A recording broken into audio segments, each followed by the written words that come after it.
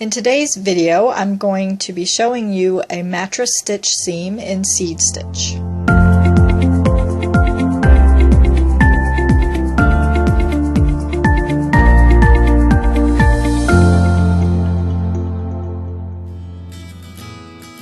Today's video, I'm going to show you how to work the mattress stitch seam in seed stitch fabric. Mattress stitch seam, which I have a video showing that in stockinette stitch fabric. I'll link that below. But in seed stitch, it takes a little bit more planning to get a nice seamless fabric across that seam. So to start this seam, I worked a figure 8 start, and I have done a separate video on that as well. I will link to that as well below. So I did my figure 8 start to match up my cast on edges, and I'm going to start working the mattress stitch seam. But with seed stitch, and it's very similar with ribbing as well, but we're talking about seed stitch today. So with seed stitch, you need to do a little advanced planning when you are working your pieces that are going to be seamed. Because we want, when we work our seam, we want the goal with the seam is for it to be invisible. So we want the pattern of the stitch pattern to be maintained across the seam. And to accomplish this in seed stitch, the planning that you have to do is to make sure that whatever stitch is beginning on this swatch, so say there's a knit stitch right there on that first row, this swatch has to end with the opposite stitch. So there needs to be a purl stitch. And you can see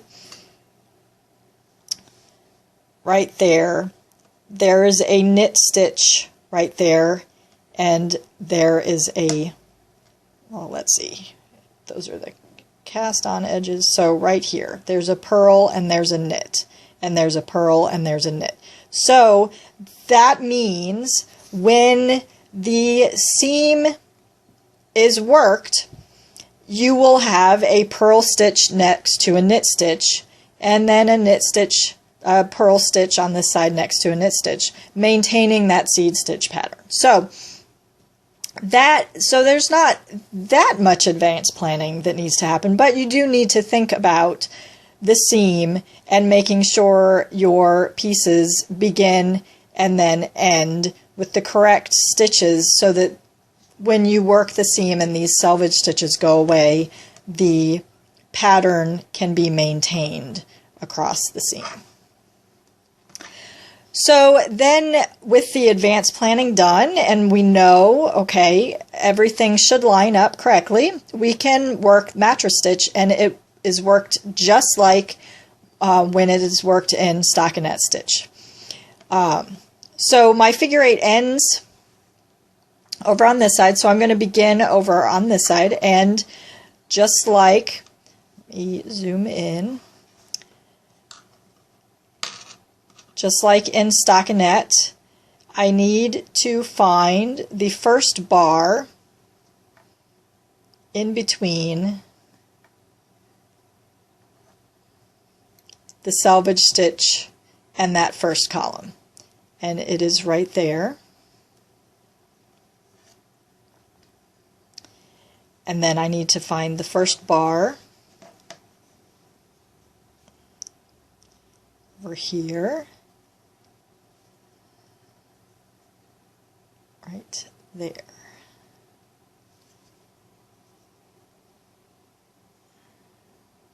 Let's see. No, actually, it is right there.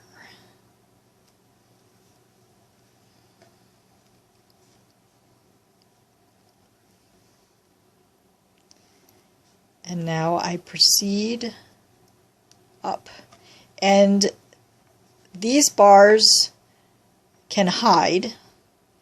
So one will be in front and one will be kind of more behind, so you need to make sure you're getting every single bar, because that makes a much more sturdy seam. And make sure you're not accidentally catching any of the selvage stitch and splitting any of the stitches.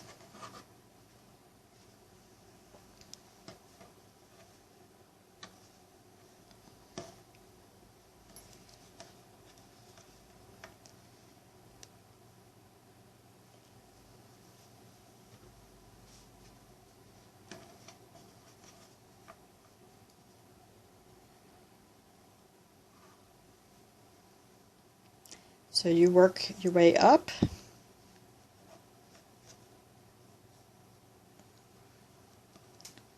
Bar by bar. And you can check that you're on track. So this bar that I'm catching is from a knit to a purl. So this bar that I'm catching should be from a knit to a purl, and it is, so that I have a knit on that side of the seam and a purl on that side of the seam, and so on up. So you go in where you had last come out, and you catch the very next bar, and make sure you're staying in that space between the two columns, and you're not accidentally moving too far over. Like you don't want to catch this bar that's in the middle of that column of stitches. You want to be in between the two columns, and you don't want to come over here and catch that's the middle of the selvage stitch column, and that will not look as nice. And then you move over, go in where you had come out and catch the next bar up.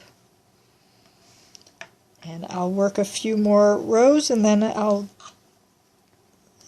pull on the seaming thread so you can see how seamless that looks.